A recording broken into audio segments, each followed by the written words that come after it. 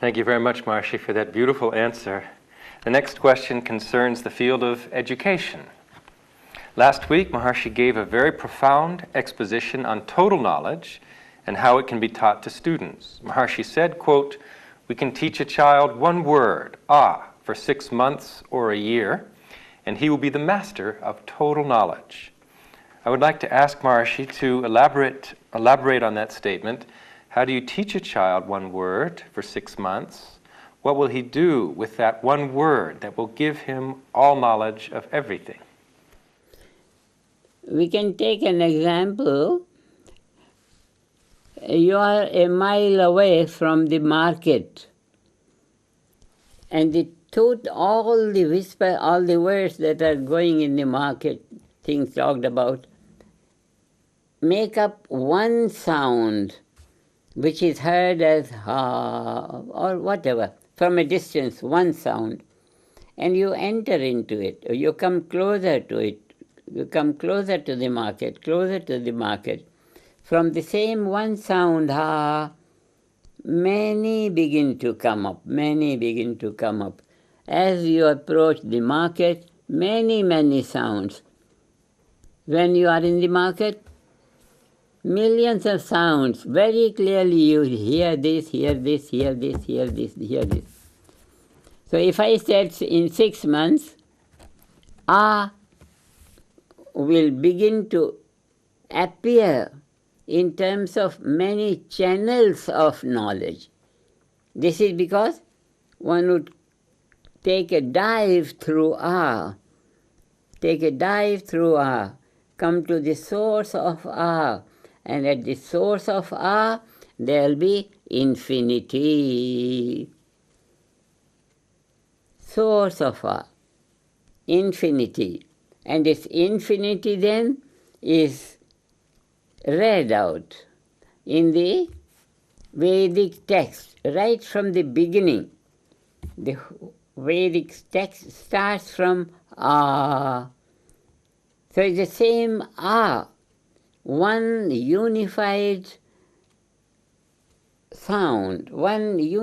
sound, and you go deep into it, within it, you begin to see many sounds that compose it. Each sound has a field of knowledge. The total sound has a unified field of knowledge. You take the knowledge to expand.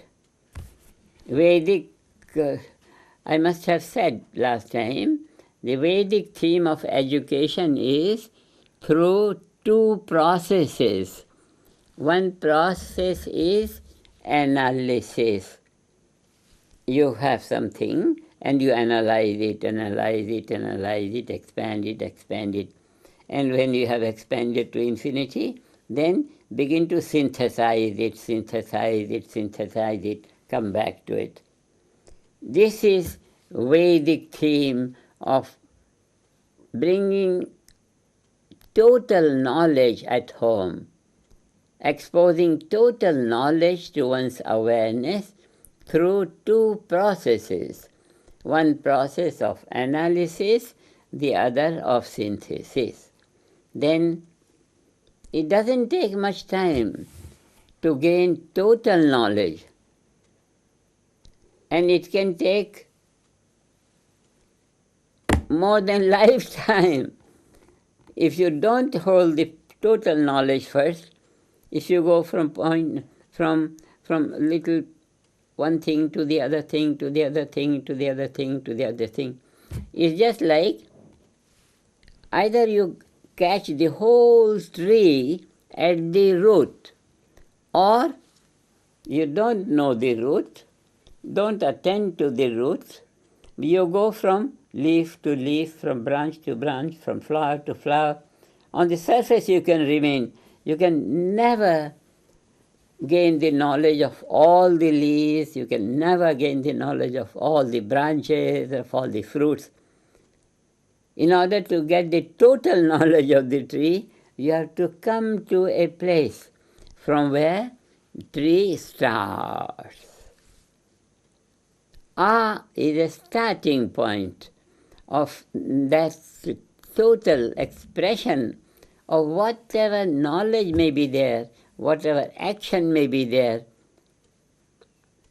The sound comes from reverberation. And these reverberations are the prakritis of Atma. Prakriti means the nature of Atma. 8 prakritis of Atmas, and each prakriti has its own sound. And each sound has all the memory of all the other sounds, like that. So the whole unity is, we can talk in terms of innumerable smritis. Smritis means this memory. Innumerable memories. And from there, the individuality rising. Rising means giving expression to flow. Flow is sound, then sound comes out. Total sound comes out, and then within more details of anant, unboundedness, unbounded. So is a synthesis of total knowledge, and experiencing means entering into the fabrics of entering into the final values of totality of sound and gaining awareness of the constituents of very systematically. This spreads to us the whole Vedic literature, the whole Vedic, very systematically evolving and very systematically submerging into unity like that.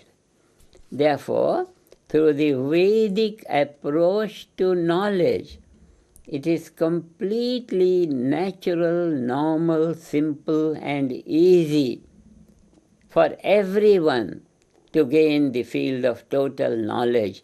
This is education. Education in Vedic word is shiksha, which means to unfold. Education is shiksha, to unfold. Whatever is hidden from view, bring it up to vision. Unfoldment of reality.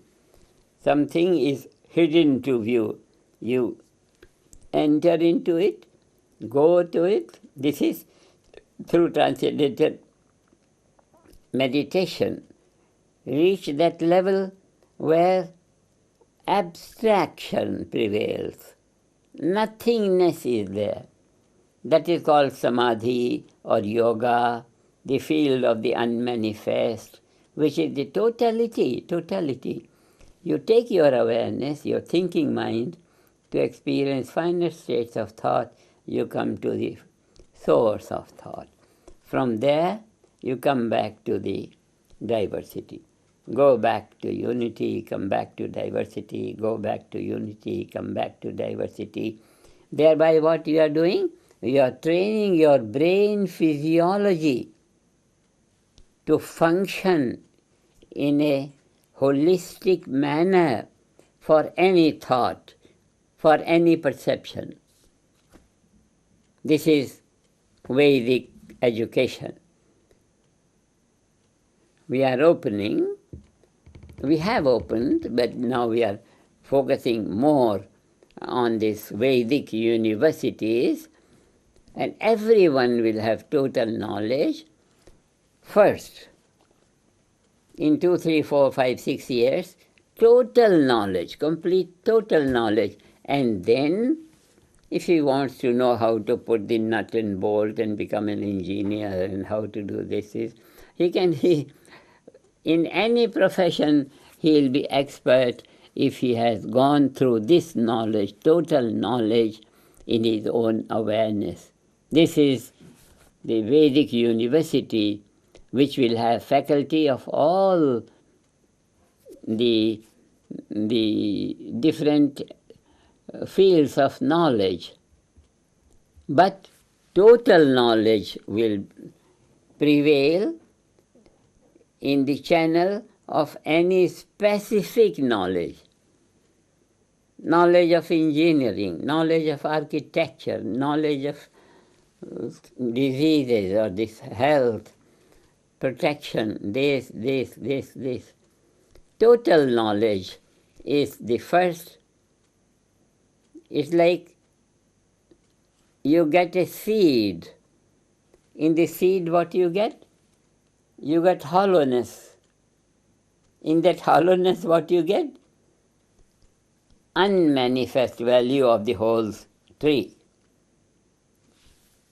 If you have the unmanifest value of the whole tree, you can nurture that hollowness and then create a tree, and then you create a tree, and then you create infinite number of leaves and branches and all that. But get hold of that unmanifest, that hollowness of a tree. The word that I'm emphasizing is unmanifest. Unmanifest. Unified field is an unmanifest field. Unified field is unmanifest in the sense that it is not within any space-time boundary. It's not limited. It's unlimited. Limitations belong to the boundaries.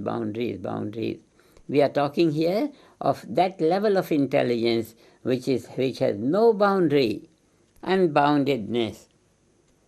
Through experience of transcendental meditation, it opens to one's awareness, and once it has opened to one's awareness, we are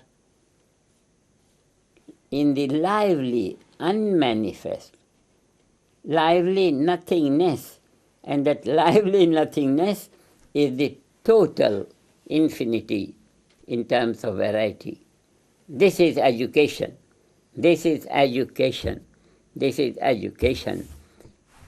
Where the education, these experts today, these universities and all that, whether they understand it today or they understand 100 years later, this is the field of total knowledge.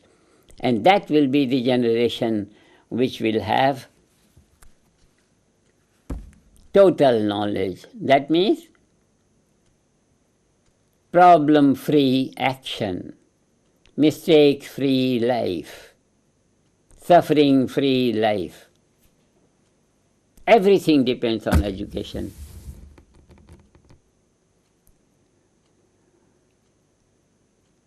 Everything depends on education.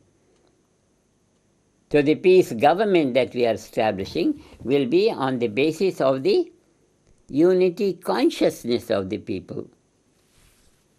The offices of the unity consciousness, government of unity, these offices of Dr. Hagelin's peace government will not be offices where discussions will be held and paper will move from table to table and huge record of,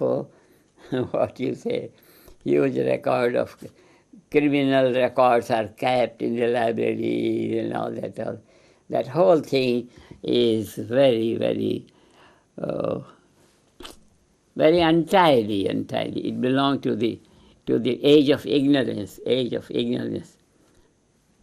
Peace government is the system of administration which belongs to dignity, human dignity, the dignity of God, under the constitution of the universe, not man-made constitution.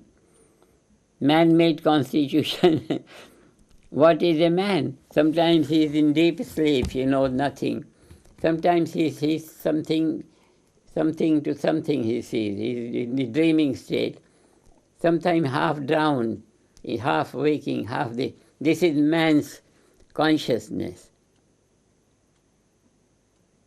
So any constitution of any country,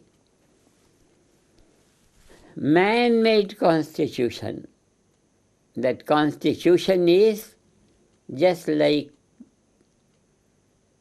blind leading the blind. That is why nowhere in the world, under no system of administration, under no system of government, ideal society prevails. Ideal society will get generated through our system of administration, which is the administration of cosmic intelligence.